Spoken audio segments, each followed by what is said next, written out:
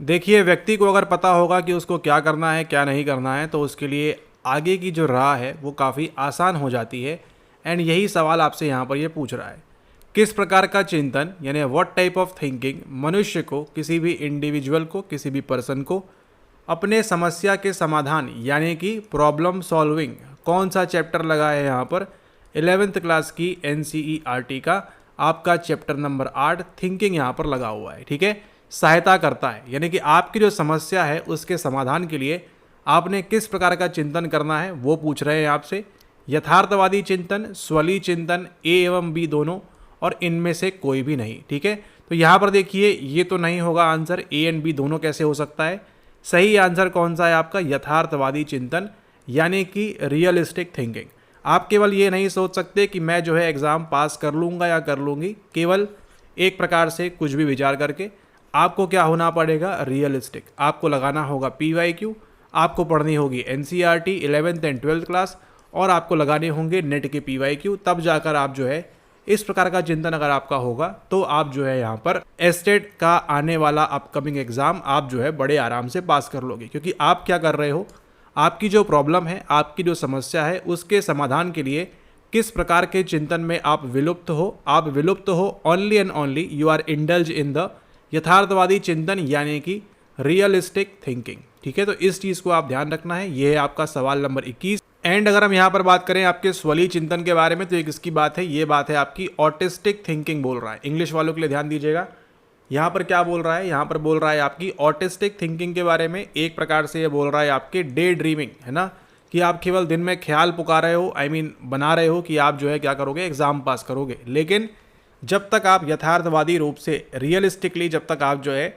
Exam के लिए prepare नहीं करोगे, किताबें नहीं पढ़ोगे, सवाल नहीं लगाओगे, तो आपको जो है ये सब चीज़ों का सामना करना पड़ेगा। ठीक है, ओके। संप्रत्यय जैसे नियमों, कॉन्सेप्ट की बात कर रहे हैं। संप्रत्यय जैसे नियमों के आधार पर परिभाषित किया जा सकता है कहलाता है। सवाल हिंदी में पढ़ोगे आपको समझ में नहीं आ रहा। तार्किक संप्रत्यय, स्वाभाविक संप्रत्यय, व्यक्तिगत संप्रत्यय, किसकी बात हो रही है यहाँ पर, संप्रत्यय यानी कंसेप्ट की बात हो रही है। यहाँ पर किसकी बात हो रही है, यहाँ पर बात हो रही है कॉन्सेप्ट्स की। एंड ये सवाल कहाँ पढ़ने मिलेगा आपको, कॉन्सेप्ट्स का जो चैप्टर है वो पढ़ने मिलेगा आपको chapter number 8 11th class NCERT। ठीक है, तो यहाँ पर क्या बोला गया है, ऐसे संप्रत्यय, ऐसे कंसेप्ट जिनके पीछे क्या है, आपके लॉज होंगे, आपके जो नियम होंगे, उनको हम क्या बोलेंगे, वो आपसे सवाल इस प्रकार से यहाँ पर पूछ रहा है। इसके अंदर संप्रत्यय यानी ऐसे कंसेप्ट जिसको क्या कर सकते हैं हम, नियमों के आधार पर परिभाषित, यानी पर्टिकुलर क्या होंगे, पर्टिकुलर उसके कुछ लॉज होंगे, कुछ उसके नियम होंगे, वो जो है क्या कहलाएगा। ऑप्शंस दी है आपके सामने, तार्किक संप्रत्यय, स्वाभाविक संप्रत्यय, व्यक्तिगत संप्रत्यय। देखिए व्यक्तिगत संप्रत्यय तो है, हर किसी के लिए लागू होगा नहीं, लॉज होंगे नहीं। स्वाभाविक भी यहाँ पर नहीं होगा मोस्ट प्रोबेबली। आपका जो आंसर है वो कौन सा रहेगा, आपका यहाँ पर तार्किक संप्रत्यय जो है इसका सही आंसर रहेगा। इसको चेक कर लेते हैं, यहाँ पर तार्किक संप्रत्यय दिया हुआ है, बिल्कुल सही है यहाँ पर। ठीक है, ऐसे कंसेप्ट जिसके पीछे क्या है, आपके यहाँ पर रूल लगे हुए हैं, दो प्रकार के हो सकते हैं आपके। फॉर्मल कंसेप्ट, जब आप पढ़ोगे किताब में आपको मिलेगा formal concept, informal concept, personal concept. ठीक है, तो ये सब चीज़ें जो है आपको ध्यान रखनी है। एंड उसी के साथ साथ अगर अभी तक आपने एस्टेट की PYQ ई बुक जो अभी आप देख रहे हो यहाँ पर, इस प्रकार से अगर आपने ऑर्डर नहीं की है तो इसको आप कर सकते हो व्हाट्सएप करके, इसको लेके, और स्वयं से भी आप प्रैक्टिस कर सकते हैं इन सभी सवालों की। उसके बाद देखिए अगला है एल्गोरिदम एवं स्वतः शोध विधियाँ है। ठीक है, ऑप्शंस दिए हैं आपके सामने, समस्या समाधान करने के लिए, संप्रत्यय सीखने का, या फिर प्रतिज्ञाप्ति सीखने का यहाँ पर, और ऊपर के सभी। आपको क्या बोला हुआ है, आप चांसेस ले सकते हो कभी कभी, ऊपर के सभी मार्क करो और आगे बढ़ो, लेकिन आपको ध्यान रखना है हर एग्जाम में लागू होगा नहीं। ठीक है, लेकिन यहाँ पर वही बताया आपको, हर एग्जाम में लागू नहीं होगा। ठीक इसी प्रकार से यहाँ पर भी नहीं हो रहा है, क्योंकि आप जो आपके एल्गोरिदम्स हैं एवं स्वतः शोध जो आपकी इसके अंदर यहाँ पर जो विधियाँ हैं किसके लिए काम आती हैं, ओनली एंड ओनली आपकी प्रॉब्लम सॉल्विंग। ठीक है, प्रॉब्लम सॉल्व करने के लिए आप जो है किसी एल्गोरिदम का इस्तेमाल करते हो। ये वो एल्गोरिदम नहीं है जो यूट्यूब पे काम करता है, उसकी बात नहीं हो रही है। एल्गोरिदम के अंदर क्या करते हो आप, स्टेप बाय स्टेप प्रोसीजर के माध्यम से आप जो है समस्या तक, समाधान तक जो है पहुँचोगे। ठीक है, तो ये कौन सी विधियाँ हैं, किस में काम आती हैं, आपकी समस्या समाधान के। किसी भी संप्रत्यय को या किसी भी कॉन्सेप्ट सीखने को आपको यहाँ पर किसी प्रकार के संप्रत्यय की आवश्यकता नहीं, किसी भी एल्गोरिदम की आपको यहाँ पर आवश्यकता नहीं है। ठीक है, ओके। अगला देखिए, निम्नांकित में से किस प्रकार का चिंतन रचनात्मकता से संबंधित है। ठीक है, रचनात्मकता से बोल रहे हैं आपको, निम्नांकित में से किस प्रकार का चिंतन, ये सवाल कहाँ से लिया हुआ है आपका, इसको लिया हुआ है सीधा सीधा आपके एनसीईआरटी से और कहीं से नहीं। रचनात्मकता से संबंधित है, यानी किसकी बात हो रही है, क्रिएटिविटी की बात हो रही है। तो यहाँ पर आपको एक नाम ध्यान रखना है, वो किसका है, वो है आपके यहाँ पर जेपी गिलफोर्ड का। ठीक है, जेपी गिलफोर्ड का आप नाम ध्यान रखेंगे, बहुत ज़्यादा इम्पॉर्टेंट है, क्योंकि आगे जाकर आपको यही स्ट्रक्चर ऑफ इंटेलेक्ट के रूप में पढ़ना पड़ेगा। एंड यही जो सवाल है आपके बीपीएससी टीआरई के अंदर भी आपको जो है प्रीवियस ईयर क्वेश्चन के अंदर पूछा हुआ है। अब यहाँ पर देखिए स्वली चिंतन, अगर आपने ये वीडियो नहीं देखा होता तो मे भी शायद आप इस ऑप्शन की ओर भी सोच सकते थे, लेकिन अब आपको पता है स्वली चिंतन किसकी बात हो रही है। ऑटिस्टिक थिंकिंग, डे ड्रीमिंग, दिन में ख्याली पुलाव पकाना, तो दिन में जो ख्याली पुलाव पकाते हैं आप, उसका और रचनात्मकता का संबंध बट ऑब्वियस सी बात है यहाँ पर होगा नहीं। ठीक है, अब बचते हैं आपके सामने दो इम्पॉर्टेंट, और वो कौन कौन से हैं। पहला आपके सामने है अभिसारी, ये होती है आपकी कन्वर्जेंट थिंकिंग। दूसरी होती है आपकी अपसारी, यानी कि डाइवर्जेंट थिंकिंग। और दोनों ही प्रकार की थिंकिंग जो है इम्पॉर्टेंट है, लेकिन आपकी क्रिएटिविटी के लिए इसका जो संबंध है आपकी रचनात्मकता से, उसके लिए कौन सी इंपॉर्टेंट है, उसके लिए इंपॉर्टेंट है आपका अपसारी चिंतन, यानी कि कन्वर्जेंट थिंकिंग डाइवर्जेंट थिंकिंग। इस चीज़ को आप यहाँ पर ध्यान रखिएगा। अगर आप देखें अंग्रेजी में डाइवर्ज का मतलब क्या होता है, डाइवर्ज का मतलब होता है एक प्रकार से अलग अलग इस प्रकार से होना। तो एक ही समस्या के अलग अलग समाधान, एक ही चीज़ की अलग अलग प्रकार से आप जो है क्रिएटिविटी का इस्तेमाल कर सकते हैं। एंड वो किसके अंदर आएगा, आपके डाइवर्जेंट थिंकिंग के अंदर आएगा। और यही जो सवाल है वो कहाँ पूछा गया है आपको, वो पूछा गया है आपको बीपीएससी एग्जाम टीआरई 1 के अंदर। ठीक है, 1 या 2 में आपको देखेगा, आपको वहाँ मिला है। इसलिए आपसे बोलते हैं आपके लिए एस्टेट पीवाईक्यू लगाना भी इंपॉर्टेंट है और बीपीएससी पीवाईक्यू भी लगाना इंपॉर्टेंट है। दोनों अगर आपके पास नहीं है, आप पीवाईक्यू ई बुक ऑर्डर कर सकते हो व्हाट्सएप करके, बाकी आपकी मर्जी। अगला सवाल देखिए, बुद्धि सामान्य तत्व एवं विशिष्ट तत्व से मिलकर बनता है, क्योंकि यहाँ पर जो आप एस्टेट में करोगे वही आपको आगे बीपीएससी में भी करना पड़ेगा।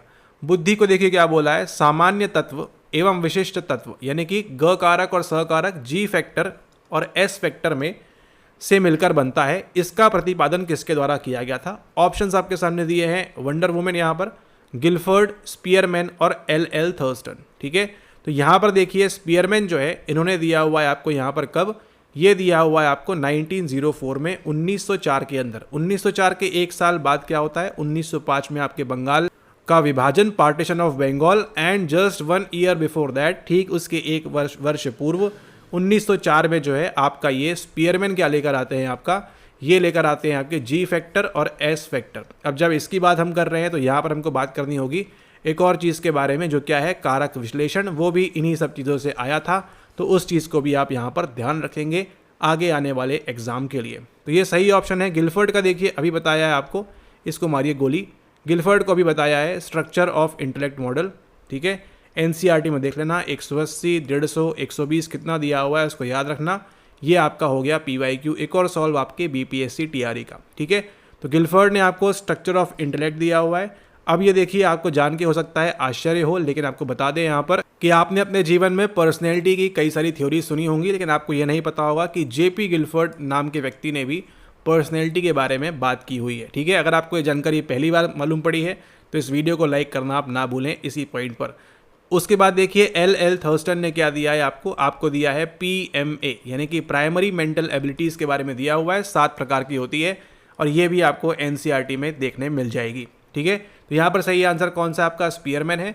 और इन्होंने जो बताया है वो कैसे बताया है कि एक होती है सामान्य बुद्धि, सामान्य तत्व, और एक होते हैं आपके अलग अलग इस प्रकार से विशिष्ट तत्व, जिसको आप क्या बोलते हो, आप बोलते हो यहाँ पर एस फैक्टर। ठीक है, तो जी फैक्टर, एस फैक्टर ध्यान रखना है। उसी के साथ साथ एक और होता है आपका स्पीयरमैन रो कोरिलेशन। ठीक है, इससे यानी कि सहसंबंध के दौरान जब इस्तेमाल करते हैं वो डिनोट होता है आपका स्पीयरमैन रो इस प्रकार से, और जो कि क्या होता है एक आपका गैर प्राचलिक यानी कि एक नॉन पैरामेट्रिक टेस्ट यहाँ पर होता है इसके अंदर। ठीक है, ओके। उसके बाद हम चलते हैं आपके अगला सवाल, बुद्धि के किस सिद्धांत। अब देखो सिद्धांत क्या होता है, सिद्धांत होता है के अनुसार संगीतिक बुद्धि, आध्यात्मिक बुद्धि, बुद्धि के प्रकार है। तो बड़ा ही कॉमन सा सवाल है आपका, और इसको अगर आप देखेंगे तो अगर आप नेट के सवाल भी लगा रहे हैं, यूजीसी नेट के पीवाईक्यूज भी अगर आप लगा रहे हैं, तो आपको मालूम पड़ेगा 2021 में ऐसा ही सवाल पूछा गया था, जहां पर निमोनिक था लिन लो मू बोस्पा इंटेंट नाटेक्स, यानी कि लिंग्विस्टिक लॉजिकल मैथमेटिकल गार्डनिंग वाली वो जो थ्योरी है, किसकी बात कर रहे हैं यहाँ पर? हम बात कर रहे हैं हॉवर्ड गार्डनर की। ठीक है, हॉवर्ड गार्डनर जो है 1983 में पुस्तक लिखते हैं फ्रेम्स ऑफ माइंड, वो भी आपको ध्यान रखना है, पूछ सकता है इनमें से कौन सी पुस्तक किसने लिखी हुई है। ठीक है, तो सांगीतिक बुद्धि, म्यूजिकल इंटेलिजेंस, आध्यात्मिक बुद्धि, बुद्धि के प्रकार है, बहुबुद्धि का सिद्धांत, द्विकारक सिद्धांत, पदानुक्रमिक सिद्धांत और समूह कारक सिद्धांत यहाँ पर दिया हुआ है। तो आपको क्या लगता है इसका आंसर क्या होगा? बहुबुद्धि होगा, द्विकारक होगा। अब देखो द्विकारक हो सकता नहीं है यहाँ पर, क्योंकि ये किसने दिया है आपको बात कर रहे हैं टू फैक्टर थ्योरी के बारे में, और जिसके बारे में हमने अभी बात की थी जी फैक्टर एंड एस फैक्टर, यानी कि आपके स्पीयरमैन बात करते हैं इसके बारे में। ठीक है, तो यहाँ पर देखिए आपको आंसर क्या दिया हुआ है? आंसर दिया हुआ है बहुबुद्धि सिद्धांत, जो कि बिल्कुल सही है। किसने दिया हुआ है आपको? ये दिया है आपको हॉवर्ड गार्डनर ने। इस नाम को आप ध्यान रखेंगे, वेरी वेरी इंपॉर्टेंट। और उसी के साथ साथ इन्होंने 6, 7, 8 प्रकार के जितने भी इन्होंने बहुबुद्धि के बताए हैं चीज़ें, ठीक है, उन सबको आपको ध्यान रखना है। काइनेस्थेटिक भी आता है, स्पाटियाल भी आता है, और भी बॉडी लो म्यूज़िक आता है, अलग अलग चीज़ें आती हैं, उनको भी आपने ध्यान रखना है। ठीक है, ओके। आप देख रहे हो यहाँ पर पार्ट नंबर 3 आप सॉल्व कर रहे हो एस्टेट के प्रीवियस ईयर क्वेश्चंस। इसके पूर्व अगर आपने पार्ट नंबर 2, 1 नहीं देखा है तो यहाँ से जाके प्लेलिस्ट आप कंप्लीट सेव कर सकते हो, वहाँ से आपको सभी एस्टेट साइकोलॉजी के प्रीवियस ईयर क्वेश्चंस देखने को मिल जाएंगे। उसी के साथ हम चलते हैं आगे। अगला सवाल पर्सनैलिटी की बात की थी, देखिए उस पर सवाल आ चुका है आपका, राष्ट्रपिता महात्मा गांधी। और ये जो है एक प्राइम सवाल है। ठीक है, ये जो है एक प्राइम सवाल है, इसलिए आपसे बोलते हैं कि जब भी आप एस्टेट का एग्ज़ाम दे रहे हैं, ठीक है, whenever you are going to give estate psychology examination, 2 किताबें आपके पास प्रैक्टिस के लिए बोल रहे हैं। ठीक है, 2 किताबें आपके पास होना बहुत ज़्यादा ज़रूरी है। सबसे पहले कौन सी है आपकी? एस्टेट PYQ ई बुक। ठीक है, ये आपके पास होगी, बड़ी आसानी होगी, आपको सारे सवाल आपको एक जगह मिल जाएंगे। उसी के साथ साथ दूसरी जो किताब है आपके सामने वो कौन सी है आपकी? वो है आपकी UGC net psychology PYQ E book by psycho professor. ठीक है, अगर ये आपके पास होगी, आप मान के चलो आपको केवल वहाँ जो दिया है उसको आपने केवल प्रॉपरली एनकोड करना है, एंड आपके लिए जीवन जो है बहुत आसान हो जाएगा। एस्टेट क्वालिफाई करना आपके लिए 100% कन्फर्म हो जाएगा अगर आप इन 2 किताबों से प्रैक्टिस करते हैं तो। ठीक है, बाकी आप UGC नेट के लिए आप मार्केट से सस्ती किताबें 400-500 वाली उसको भी ट्राई कर सकते हैं, आपकी मर्जी। लेकिन from the point of view of practice आपको जो करना है वो आपको इससे करना है और इससे करना है, और आपका मान के चलो सिलेक्शन आपका 75 नंबर्स आपके आ जाएंगे। बस यहाँ पर जितने सवाल हैं और यहाँ पर जितने सवाल हैं, ठीक है, उनको आपको प्रॉपरली कर लेना है, प्रॉपरली पढ़ लेना है, एंड दैट इज़ इट। क्योंकि यहाँ पर जो आप सवाल देख रहे हो वही सवाल है जो आपका जून में UGC नेट एग्जाम के अंदर आया था, 24 के अंदर। दिखाएंगे अभी आपको, इसलिए बोल रहे हैं कि अगर आप अच्छी किताबों से पढ़ोगे तो आपको उसका फायदा मिलेगा। राष्ट्रपिता महात्मा गांधी के शील गुणों में शांति और अहिंसा का शील गुण प्रधान था। उनके इस गुण को निम्न में किस में रखा जाएगा? कार्डिनल, केंद्रीय, सतही और गत्यात्मक। ये सब पढ़ना है आपको कहाँ से? पढ़ना है आपको कहाँ से? पढ़ना है आपको कहाँ से? NCERT के 12th क्लास के चैप्टर से। ठीक है, NCERT 12th में आपको कार्डिनल ट्रेड भी दिया हुआ है, सेंट्रल भी दिया हुआ है, सरफेस भी दिया हुआ है, और डायनेमिक या गत्यात्मक जो बोल रहे हैं यहाँ पर, ठीक है, जो आपका है यहाँ पर वो भी दिया हुआ है। ठीक है, तो यहाँ पर आंसर कौन सा होगा आपका? कार्डिनल शील गुण दिया हुआ है इन्होंने, इसको जाकर आप चेक करें क्या ये सही है या गलत है। ठीक है, ये आपका काम होता है यहाँ पर, क्योंकि अगर आप नहीं करोगे तो आप जो है गलत लर्निंग ले लोगे, और जो है एग्जाम के अंदर जो है जाकर आप गलत चीज़ें मार्क कर दोगे। अभी देखो आप जो देख रहे हो यहाँ पर, ये है आपकी UGC नेट साइकोलॉजी की PYQ ई बुक।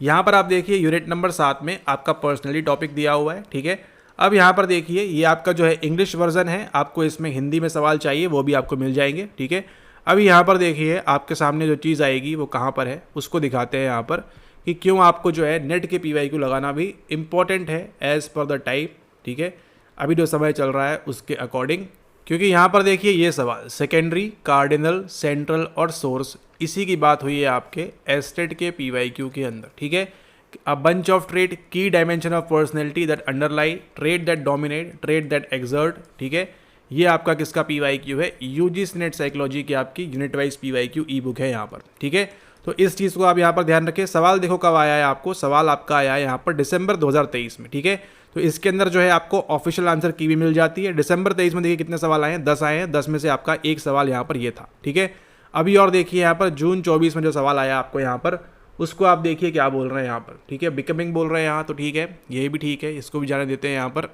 एंड आगे आते हैं यहाँ पर, देखिए ये है आपका थीमेटिक एपरसेप्शन। देखिए आप ध्यान करिए, सारे पार्ट आपस में लिंक हैं। ठीक है, सारे पार्ट आपस में लिंक है, और आपका नॉलेज देखिए कैसे बढ़ेगा। इन सभी लेक्चर्स को कंप्लीट करके, जो आपके लिए एब्सोल्युटली फ्री है। इसके लिए आपको 1 रुपये भी किसी को नहीं देना है, ठीक है। Atkinson theory of achievement motivation, अगर आपने ध्यान दिया होगा पार्ट नंबर 2 में कई ऑप्शंस थे, मास्लो आपने वहाँ पर मार्क किया था, लेकिन वहाँ पर एक नाम एटकिंसन का भी था। क्यों था? क्योंकि वो था अचीवमेंट मोटिवेशन की बात। लेकिन हमने वहाँ पर क्या मार्क किया? हमने मार्क किया वहाँ पर मैकक्लेलैंड। तो ये देख रहे हो आप कहाँ से सवाल बन रहा है। अब चलते हैं आगे यहाँ पर, ठीक है। PYQ follows. अच्छा, यहाँ पर देखिए आगे जो सवाल है ये आएगा आपका। ये देखो क्या बोल रहा है आपसे, traits that are influential but only within a narrow range of situation such as liking chocolate are labelled as. फिर से देखो वही सवाल, कार्डिनल, सेंट्रल, जनरल और सेकेंडरी। तो जब आप इस किताब से बार बार जो आप प्रैक्टिस करोगे सेम यही सवाल, ठीक है। तो एग्जाम में जाकर क्या होगा, आपको ये जो सवाल है काफ़ी आसान लगेंगे, ठीक है। उनके कंपैरिजन में आपने हाई लेवल नेट के PYQs लगाए अगर, तो उनके कंपैरिजन में आपको जो एस्टेट जो है काफ़ी ईजी लगना स्टार्ट हो जाएगा, जैसा कि हो रहा है इस वाले पर्टिकुलर सवाल के अंदर। यहाँ पर सही आंसर कौन सा है आपका? ये है आपका कार्डिनल शील गुण। इस चीज़ को आप यहाँ पर ध्यान रखें, ऑलराइट। ओके, तो 2 किताबें वेरी वेरी इंपॉर्टेंट, इसको आप ले सकते हैं हमारे एंड से, या जैसे भी आपने करना है, आपके लिए जो बेस्ट होगा वही आपको प्रोवाइड किया जाएगा। उसके बाद देखिए एरिक्सन के मनोसामाजिक विकास के सिद्धांत में किशोर अवस्था में मनोसामाजिक संकट कौन सा होता है, ठीक है। किसकी बात हो रही है यहाँ पर? आपके एरिक एरिक्सन की थ्योरी की यहाँ पर बात हो रही है। स्वायत्ता बनाम शर्म और संदेह, पहचान बनाम भूमिका भ्रम, अहंकार अखंडता, यहाँ पर ये बोल रहे हैं। किशोर अवस्था यानी क्या आती है आपकी? किशोर अवस्था आती है आपकी यहाँ पर स्टेज नंबर 4, ठीक है। और उसको याद करने का भी एक तरीका है II। अच्छा, एक और बात ध्यान रखो यहाँ पर कि आपको जो है ये जो 8 स्टेजेस हैं, आज से आप इस बात को गांठ बांध लीजिए कि आज के बाद आपको ये जो 8 स्टेजेस हैं ये आपको मुंह ज़ुबानी जो है याद होनी चाहिए, रटी हुई होनी चाहिए और एकदम आपके फिंगर टिप्स के ऊपर होनी चाहिए। क्योंकि ये जो है आपको सवाल जहाँ भी जाओगे इस दुनिया में, इस जीवन में, आप जो भी एग्ज़ाम दोगे एरिक एरिक्सन टकराएगा ही टकराएगा आपको वहाँ पर, ठीक है। किसकी बात कर रहे हैं? मनोसामाजिक साइको सोशल डेवलपमेंट की बात हो रही है। इसके अंदर कितनी स्टेजेस हैं? टोटल आपकी 8 है। आप चाहो तो NCERT पढ़ो, वहाँ पर दिया हुआ है आपको, ठीक है। इवन आप गूगल भी कर सकते हो कोई चित्रों के लिए, वहाँ भी आपको मिल जाएगा। ChatGPT वगैरह ETC जो भी आपने करना है उसको करिए, लेकिन ये 8 स्टेजेस आपको जो है याद होनी चाहिए, ठीक है। स्टार्ट कहाँ से होती है? ये होती है ट्रस्ट वर्सेस मिसट्रस्ट से, ठीक है। उसके बाद क्या आता है? Autonomy versus shame and doubt, ये यहाँ दिया हुआ है। उसके बाद क्या आता है? इनिशिएटिव वर्सेस गिल्ट आता है। और अंत में कौन सा आता है? II, ठीक है। तो ये जो II है ये किसकी बात हो रही है यहाँ पर? ये बात हो रही है आपकी इसके अंदर, सॉरी यहाँ पे बात नहीं हो रही। उसके बाद एक और आता है आपका, वो कौन सा है? IR है, वो आपका आ रहा है यहाँ पर नंबर 5 पे। तो 4-5 जो है आपका यहाँ पे लिंक करता है किसके साथ में? किशोर अवस्था के साथ में, यानी कि एडोलेसेंट स्टेज के साथ में, ठीक है। तो यहाँ पर सही आंसर कौन सा बनेगा? पहचान बनाम भूमिका भ्रम जो है ये यहाँ पर प्रॉपर मैच करेगा, जिसको इंग्लिश में क्या बोलोगे आप बोलोगे इसको यहाँ पर आइडेंटिटी वर्सेस रोल कन्फ्यूजन। आप देखिए जब आप किशोर अवस्था में थे 14, 15, 16 इस वर्ष में जो आप थे, आपको ये नहीं पता था कि आप जो है बच्चों के साथ खेलोगे या फिर आप जो है बड़ों के साथ बैठोगे। क्यों? भूमिका भ्रम। प्रॉपर रोल क्या है? कन्फ्यूजन था। जिन लोगों ने प्रॉपर स्टैब्लिश कर लिया पहचान, आइडेंटिटी कि मुझे ये करना है, उन्होंने किया, नहीं कर पाए तो क्या होगा? आपको यहाँ पर एक प्रकार से भूमिका भ्रम होगा इसके अंदर। तो ये जो 8 स्टेजेस हैं आपको, ये आपको रटी हुई होनी चाहिए, याद होनी चाहिए। ये इस सवाल से आपको सीख मिलती है और इस चीज़ को आपको जो है इम्प्लीमेंट करना है, ठीक है। पहल बनाम अपराध बोध भी नहीं आएगा। अहंकार, ईगो, इंटेग्रिटी वर्सेस डिस्पेयर भी नहीं है, ये भी नहीं है। प्रॉपर आंसर जो होगा कौन सा है? वो है आपका पहचान बनाम भूमिका भ्रम। और इस वाले 3rd पार्ट में हमको अभी तक एक भी ऐसा रॉन्ग आंसर नहीं मिला है फिलहाल अभी तक। आगे देखते हैं, निम्नलिखित में से कौन बिग 5 व्यक्तित्व गुणों में से एक नहीं है, ठीक है। किसकी बात कर रहे हैं यहाँ पर? बिग 5 व्यक्तित्व गुणों में से एक नहीं है। कौन सा है? रचनात्मकता, सहमतता, कर्तव्यनिष्ठता और आपकी मनोविक्षुब्धता यहाँ दिया हुआ है, ठीक है। तो इसके अंदर से जो आपकी क्रिएटिविटी है वो यहाँ व्यक्तित्व गुणों में से काम नहीं आती है। इस चीज़ को आप यहाँ पर ध्यान रखें, ठीक है। इसमें अंदर आपको नहीं आती है रचनात्मकता। क्रिएटिविटी एक अलग चीज़ है, ठीक है। और अभी आपको दिखाएं एक सरप्राइज एक और यहाँ पर, ठीक है। मतलब एस्टेट एग्जाम अब आपकी धीरे धीरे डिफिकल्ट होती जाएगी, इस बात की उम्मीद नहीं थी, लेकिन अब आपको जो है ध्यान रखना है कि आप जब आप यहाँ पर आते जाएंगे देखिए आपको सेम वही सवाल दिखाएं आपको इस किताब में, UGC नेट साइकोलॉजी PYQ ई बुक, इसके अंदर। अब यहाँ पर देखो पिछले वाले पार्ट में हमने किया था ना हर्सबर्ग की 2 फैक्टर थ्योरी, यहाँ से मैस्लो का भी किया था, मैकक्लेलैंड की एक्वायर्ड नीड्स थ्योरी, सब चीज़ सेम काम कर रही है आपकी यहाँ पर, ठीक है।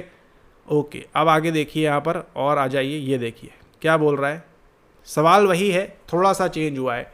ओरिजिन्स इज रिलेटेड टू, अब ये सवाल बहुत बेकार है, इस सवाल पे मत ध्यान दीजिए, पूछ क्या रहा है उस पर ध्यान दीजिए। Origins is related to dash aspect of personality, creativity यहाँ पर आंसर हो सकता है। ओपननेस, इंट्रोवर्जन, न्यूरोटिसिज्म, मनोविक्षिप्तता, इंट्रोवर्जन और ओपननेस यहाँ बात हो रही है। एंड ऑलमोस्ट सेम बात आपकी यहाँ पर भी हो रही है। ठीक है, तो ये है आपके लिए सवाल नंबर 29।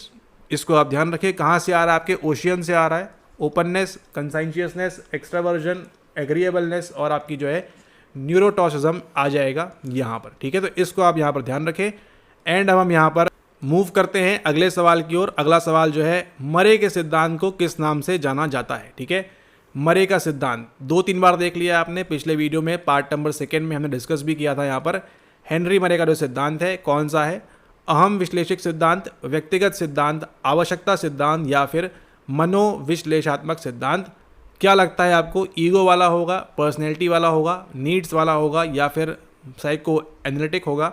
जो भी आपको लगता है इसका सही आंसर आप यहाँ पर कमेंट करिए यहाँ पर नीचे कि इसका सही आंसर कौन सा होगा। हम मुलाकात करेंगे आपसे पार्ट नंबर 4 में, और पार्ट नंबर 4 में डिस्कस करेंगे इस वाले सवाल को एंड इसका सही आंसर कौन सा है उसको। ठीक है, तो बिना देखे यहाँ पर आंसर करिए, इसका सही आंसर कौन सा होगा, ए होगा, बी होगा, सी होगा या फिर आपके लिए यहाँ पर डी होगा। ठीक है, मरे का सिद्धांत आपने ऑलरेडी देखा हुआ है, थीमेटिक एपर्सेप्शन टेस्ट की हम बात करते हैं, पर्सनैलिटी वगैरह वहाँ पे देखी थी हमने। उसी के साथ साथ इसके अंदर कितनी नीड्स आती हैं वो भी आपको ध्यान रखना है, बताया हुआ है इसके पहले पार्ट में। एंड आपको जो है ये क्या है, एक प्रकार का प्रोजेक्टिव टेक्निक कहलाती है। ठीक है, तो इन सब चीज़ों को ध्यान रखें। मुलाकात होती है आपसे नेक्स्ट पार्ट में, पार्ट नंबर 4। इसके पूर्व के अगर आपने पार्ट नंबर 3, 2, 1 नहीं किया है तो क्या कर रहे हैं, आई मीन 2, 1 कवर नहीं किया है तो क्या कर रहे हैं आप, इसके पूर्व जो है पार्ट है उनको भी आप कवर कर लें अगला पार्ट देखने से पहले। Thank you and have a nice day ahead.